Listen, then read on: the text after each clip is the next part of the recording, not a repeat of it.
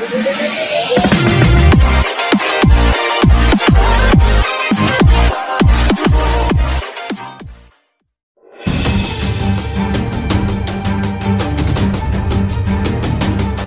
ini adalah kabar terbaru mengenai perkembangan kasus perampasan nyawa ibu dan anak di Subang. Lantas seperti apa beritanya? Simak video ini sampai habis. Namun sebelum kita lanjut ke pembahasan, mohon luangkan waktu Anda terlebih dahulu untuk menekan tombol like, komen, dan subscribe.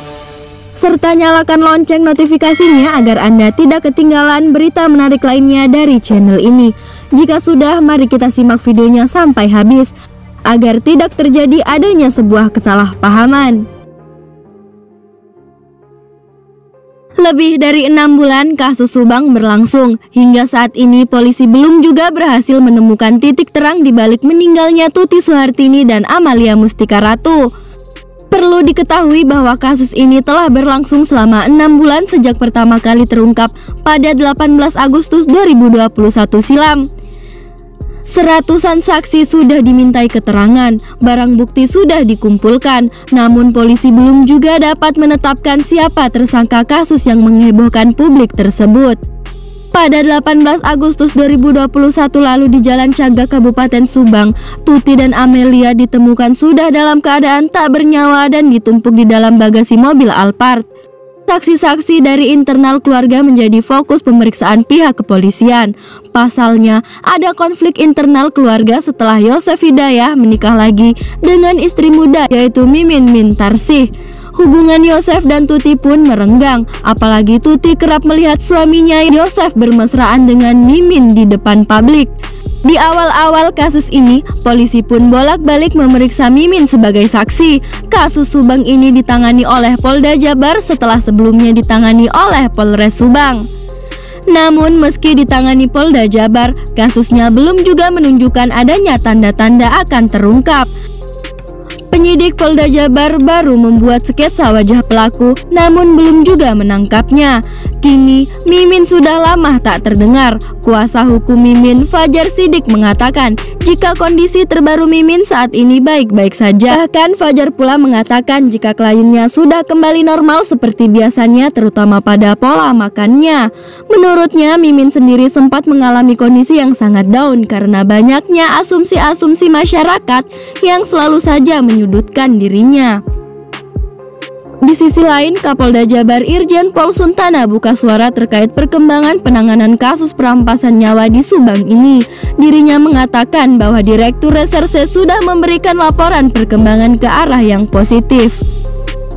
Menurutnya, dari laporan perkembangan itu diharapkan kasus perampasan nyawa mengerikan tersebut bisa terungkap dalam waktu dekat. Kasus Subang, insya Allah Direktur Reserse sudah melaporkan perkembangannya ke arah positif. Mudah-mudahan dalam waktu dekat bisa terselesaikan, kata Irjen Pol Suntana saat kunjungan di Kesepuhan Cipta Gelar Sukabumi Jumat 18 Februari 2022 kemarin. Terkait dengan lamanya kasus Subang, pihak Kapolda Jabar sempat merasa sangat optimis jika kasus Subang akan segera terungkap di awal tahun 2022. Sampai saat ini pun, Polda Jabar mengklaim pihaknya masih menyelidiki kasus Subang tersebut, bahkan hingga dengan proses yang maraton. Hal ini diungkap oleh Kabid Humas Polda Jabar Kombes Pol Ibrahim Tompo saat ditemui Mapolres Cimahi Senin 21 Februari 2022.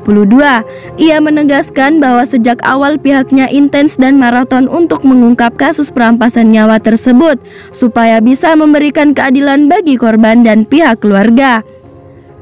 Dalam perkembangan kasus Subang tersebut, pihaknya sudah memeriksa sebanyak 106 saksi yang berasal dari kalangan masyarakat maupun pihak keluarga korban itu sendiri. Jumlah saksi yang sudah diperiksa memang terus bertambah, namun siapa saja saksi tersebut tak disebutkan secara pasti siapa-siapa saja orangnya.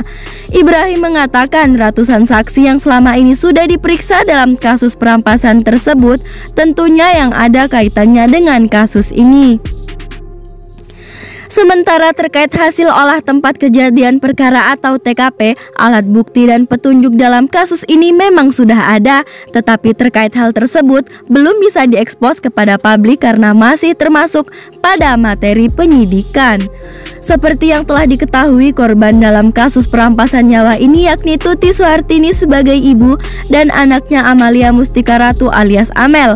Mayat ibu dan anak tersebut ditemukan bersimbah darah dalam bagasi mobil yang diparkir dalam rumahnya, Dusun Ciseuti, Desa Jalan Cagak, Kecamatan Jalan Cagak, Kabupaten Subang pada 8 Agustus 2021 lalu.